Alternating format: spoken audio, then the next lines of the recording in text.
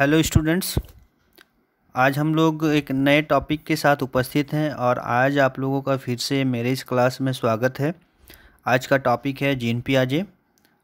तो सबसे पहले हम लोग जीन पियाजे के जो संज्ञानात्मक विकास का सिद्धांत है इसके बारे में आज चर्चा करेंगे। फिर दूसरे क्लास में हम लोग जो उनके बौद्धिक विकास की जो अवस्था है उसके बारे में दूसरे क्लास में हम लोग चर्चा करेंगे। तो सबसे पहले आज हम लोग जीन पियाजे के जो संज्ञानात्मक विकास के साथ जो संज्ञान यानी कॉग्निशन क्या है इसके बारे में आज हम लोग विचार करेंगे। आज हम लोग इसके बारे में जानेंगे।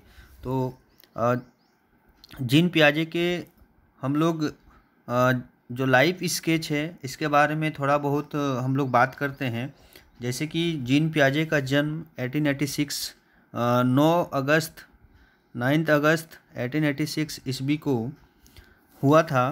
उनकी जो मृत्यु हुई थी 16 सितंबर 1980 16 सितंबर 1980 ईस्वी को, और वे एक स्विस साइकोलॉजिस्ट हुआ करते थे।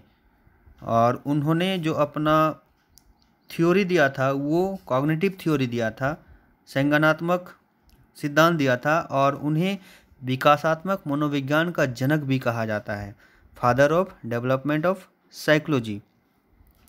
और उन्होंने अपने थ्योरी ऑफ कॉग्निटिव डेवलपमेंट में जो बुद्धि की प्रकृति और उसके विकास के संबंध में अपनी विस्तृत जो रचना है उसके बारे में अपना थ्योरी प्रदान किया गया है। और जैसे कि आप इसमें देख पा रहे हैं, इसमें परिचय में आप लोग देख ही पा रहे हैं कि मनोविज्ञान के क्षेत्र में पियाजे को तृतीय शक्ति यानी थर्ड फोर्स के रूप में जाना जाता है। क्योंकि वे विकासात्मक मनोविज्ञान के जनक माने जाते हैं। आप इसको भी एक बार देख लें कि पियाजे के ज्ञानात्मक सिद्धांत में ज्ञानात्मक प्रक्रिया कॉग्निशन का अर्थ नॉलेज से नहीं बल्कि मानव बुद्धि से है, जो ज्ञान को व्यवस्थित एवं संगठित ऑर्गेनाइज करती है तथा इसका उपयोग यूटिलाइज करती है। तो आगे फिर हम लोग इसके बारे में विस्तार से जानते हैं कि सबसे पहले तो संज्ञान क्या है। यहाँ पर आप लोग देख सकते हैं पियाजे का सिद्धांत शिशु अवस्था से किशोर अवस्था तक के बालक के ज्ञानात्मक विकास एवं व्यवहार के प्रति सूक्ष्म दृष्टि एवं सूझ उत्पन्न करता है, जो जानना शिक्षक के लिए बहुत महत्वपूर्ण है। यानी कहने का मतलब है कि कोई भी बच्चा शिशु अवस्था से किशोर अवस्था तक अनेक अलग अलग प्रकार का जो क्रिया है वो संपादित करता है। इसके साथ ही पियाजे के अनुसार ज्ञान कार्य करने से प्राप्त होता है।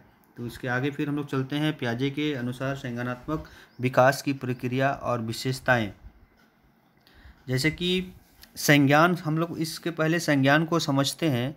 संज्ञान के अंतर्गत जो तत्व निर्धारित हैं उनका नाम मैं लेना चाहूँगा। सबसे पहले स्मरण, रिमेम्बरेंस, चिंतन, कंसर्न्स, कल्पना, इमेजिनेशंस, अधिगम, लर्निंग, वर्गीकरण, क्लासिफिकेशन, समस्या समाधान, प्रॉब्लम सॉल्विंग, विचारों का निर्माण, क्रिएशन ऑफ आइडियाज, प्रत्यक्षीकरण, क्लासिफिकेशन इत्यादि जो क्रियाएं हैं, इत्यादि जो एलिमेंट्स हमने जो अभी नाम लिया वे सभी संज्ञान के अंतर्गत आते हैं और वे कहीं न कहीं मानसिक क्रियाओं के द्वारा संपादित किए जाते हैं। तो संज्ञान के अर्थ को हम लोग इस तरह से समझ सकते हैं जैसे कि संज्ञान वह मानसिक प्रक्रिया है जिसके अंतर्गत कोई भी बालक अपना अनुभव और अपने व्यवहार से अपने ज्ञान के साथ अपनी प्रतिक्रिया को व्यक्त करता है, वो संज्ञान कहलाता है।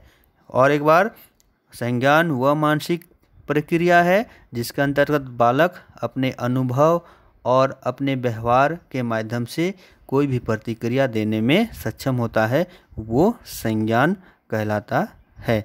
तो ये विस्तृत रूप से हम लोग संज्ञान के बारे में जान गए।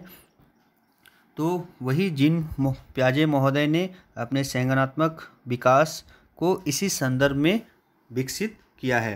तो यहाँ पर आप देख सकते हैं पियाजे के अनुसार संज्ञान विकास की अवधारणा आयु न होकर बालक के द्वारा चाही गई अनुक्रिया तथा पहुँचने की निश्चित प्रगति है। बालक बाद की अवस्था की क्रिया नीतियों को प्रारंभ के स्तर की क्रिया नीतियों को की उपलब्धि और उनके अभ्यास के बिना ग्रहण नहीं कर सकता।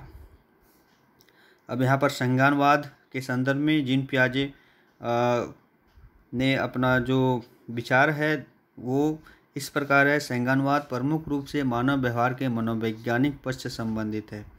इसके अंतर्गत अनुसंधान करते समय प्रत्यक्ष ज्ञान, संकल्पना निर्माण, भाषा प्रयोग, चिंतन, बोध, समस्या समाधान, अवधान एवं स्मृति जैसे क्रियाकलापों का ध्यान रखा जाता है। हमने इसके बारे में पहले ही आप लोग को बताया।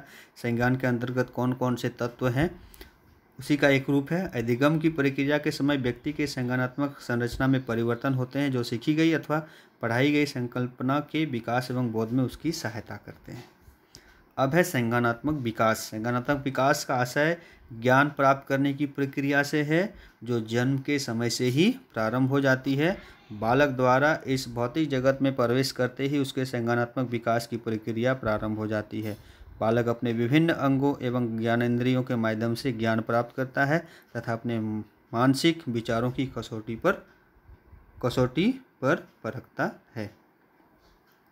आप यहाँ पर एक एग्जाम्पल के द्वारा इसको इस तरह से हम लोग समझ सकते हैं। जब बालक रो रहा होता है तब माँ के आने की आवाज़ सुनता है, तत्पश्चात माँ उसे दूध पिलाती है। इस प्रकार उसकी भूख शांत होती है और उसे सुखद अनुभव होता है। धीरे धीरे बालक समझने लगता है कि उसके रोने पर माता की आवाज़ का आना और उसको दूध प्राप्त होने में संबंध है। इस संबंध को बालक मस्तिष्क में रखकर धीरे धीरे यह विचार करता है कि आवाज़ उसकी माँ की है। इस प्रकार माँ की आवाज़ को पहचानने की क्रिया उसके संज्ञानात्मक विकास को सूचित करती है।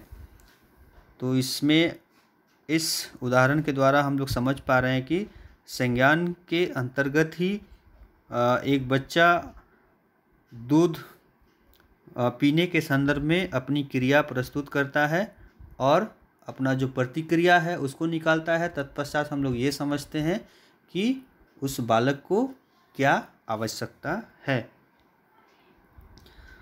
उसके बाद है ठीक इसी प्रकार बालक जन्म से लेकर बाल्यावस्था तक अनेक संवेदनाओं को ग्रहण करते हुए अपने तर्क, चिंतन एवं स्मृति के आधार पर संज्ञानात्मक विकास को प्राप्त करता है। मानव का यह विकास एक अनवरत प्रक्रिया के रूप में चलता रहता है। तो इस तरह से हम लोग संज्ञान के बारे में इस टॉपिक के माध्यम से जाने कि जीन पियाजे का संज्ञानात्मक विकास के संदर्भ में क्या पॉइंट व्यू है, क्या उनका विचार था। आगे के टॉपिक में हम लोग जानेंगे कि बौद्धिक विकास के संदर्भ में जीन पियाजे ने किस किस अवस्थाओं का वर्णन किया है। तो उम्मीद है आप लोग इस टॉपिक के माध्यम से जीन पियाजे के विकासात्मक सिद्धांत के बारे में अवगत होंगे और इस बारे में अपना ज्ञान हासिल कर पाएंगे। तो आज की इस क्लास में धन्यवाद।